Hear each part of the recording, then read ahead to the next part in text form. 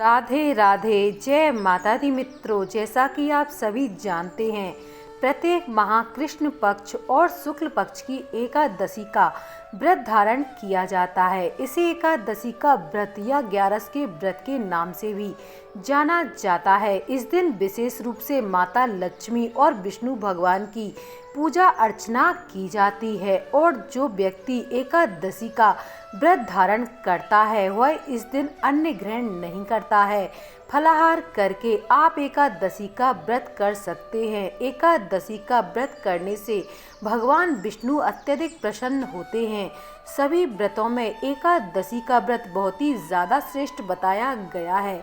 पौष माह में एकादशी का व्रत 25 दिसंबर 2024 बुधवार को रात्रि 10:30 से प्रारंभ होगा और 26 दिसंबर 2024 गुरुवार के दिन 12:45 तक रहेगा। अर्थात 26 दिसंबर 2024 गुरुवार के दिन सफला एकादशी का व्रत रखा जाएगा और व्रत का पारण 27 दिसंबर को किया जाएगा।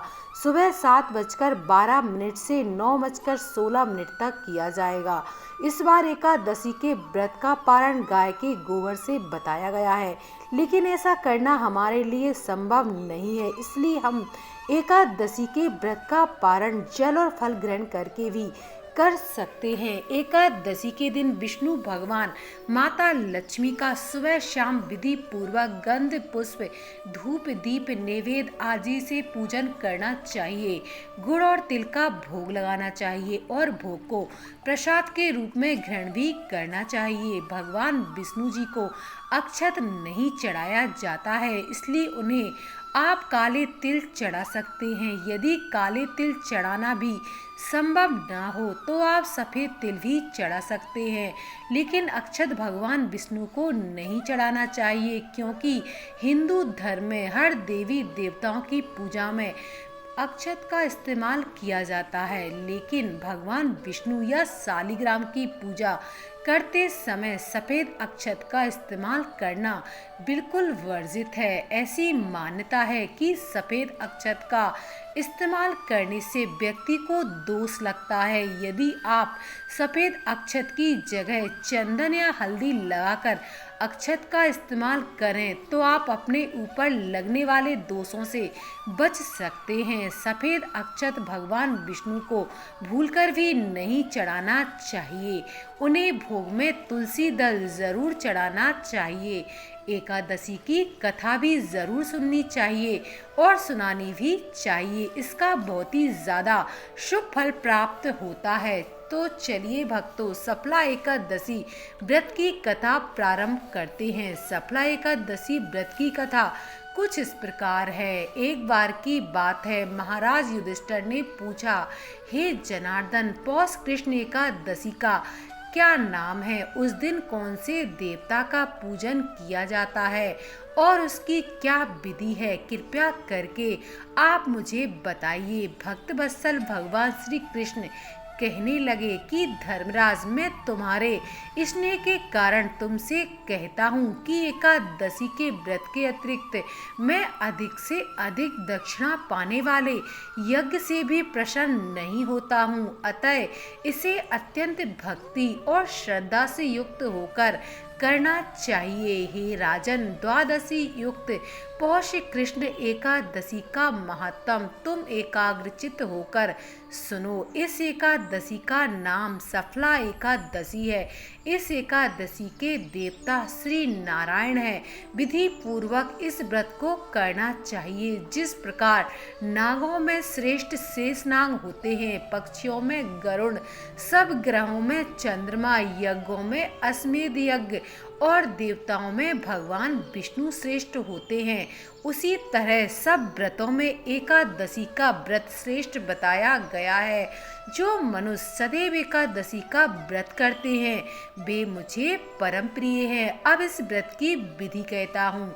मेरी पूजा के लिए ऋतु के अनुकूल फल, नारियल, नींबू, निवेद आदि 16 वस्तुओं का संग्रह करें। इस सामग्री से मेरी पूजा करने के बाद रात्रि जागरण करना चाहिए। इस एकादशी के व्रत के समान यज्ञ, तीर्थ, दान, तप तथा और कोई दूसरा व्रत नहीं है। 5000 वर्ष तप करने से जो फल मिलता है उससे भी अधिक सफला एकादशी का व्रत करने से मिलता है। हे राजन, अब आप इस एकादशी की कथा सुनिए, जो कि इस प्रकार है। चंपावती नगरी में एक महिष्मान नाम का राजा राज्य करता था।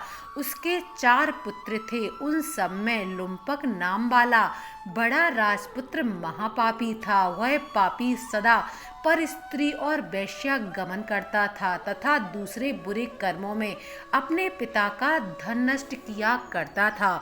सदैव ही देवता, ब्राह्मण, वैष्णवों की निंदा किया करता था। जब राजा को अपने बड़े पुत्र के ऐसे कुकर्मों का पता चला तो उन्होंने उसे अपने राज्य से निकाल दिया। तब वह विचार करने लगा कि मैं कहाँ जाऊँ, क्या करूँ। अंत में उसने चोरी करने का निश्चय कर लिया। दिन में वह वन में रहता था और रात्रि को अपने पिता की नगरी में चोरी करता तथा प्रजा को तंग करने लगा था और उन्हें मारने का कुकर्म भी करने लगा था। कुछ समय पश्चात सारी नगरी भयभीत हो गई। वह वन में रहकर पशु आदि को मारकर खाने लगा था। नागरिक और राज्य के कर्मचारी उसे पकड़ तो लेते थे, किंतु राजा के भय से उसे छोड़ देते थे। वन में एक अति प्राचीन विशाल पीपल का वृक्ष था। लोग उसकी भगवान के समान पूजा करते थे।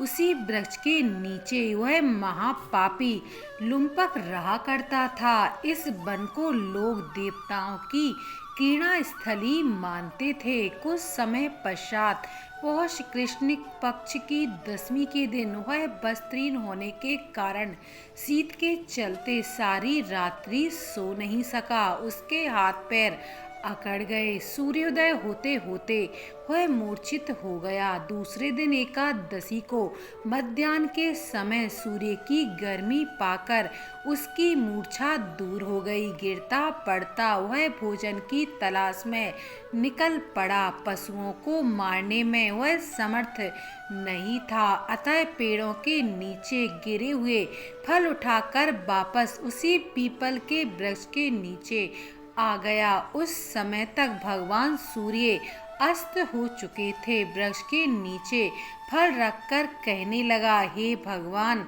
अब आपके ही अर्पण है ये फल, आप ही तृप्त हो जाइए। उस रात्रि को दुख के कारण रात्रि को नींद भी नहीं आई। उसके उपवास और जागरण से भगवान अत्यंत प्रसन्न हो गए और उसके सारे पाप नष्ट हो गए। दूसरे दिन प्रातः एक अति सुंदर घोड़ा अनेक सुंदर वस्तुओं से सजा हुआ उसके सामने आकर खड़ा हो गया। उसी समय आकाशवाणी हुई कि हे राजपुत्र, श्री नारायण की कृपा से तेरे सारे पाप नष्ट हो गए हैं। अब तू अपने पिता के पास जाकर राज्य प्राप्त कर सकता है। ऐसी वाणी सुनकर वह अत्यंत प्रसन्न हुआ और दिव्य वस्त्र धारण करके भगवान की जय जयकार कहते हुए अपने पिता के पास पहुंच गया। उसके पिता ने प्रसन्न होकर उसे समस्त राज्य का भार सौंप दिया और वन का रास्ता ले लिया। अब लुम्पक शास्त्रानुसार राज्य करने लगा।